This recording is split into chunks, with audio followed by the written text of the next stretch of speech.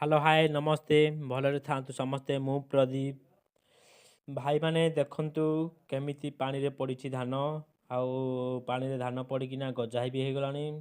ତ ଚାଷୀ ଭାଇମାନଙ୍କର ଅବସ୍ଥା କ'ଣ ହେବ ତ ଆପଣମାନେ କୁହନ୍ତୁ ଆଉ ସରକାର ସେମାନଙ୍କ କଥା ବୁଝେଇନାନି ସେମାନଙ୍କୁ କ୍ଷତିପୂରଣ ଦେବେ କି ନାହିଁ ତ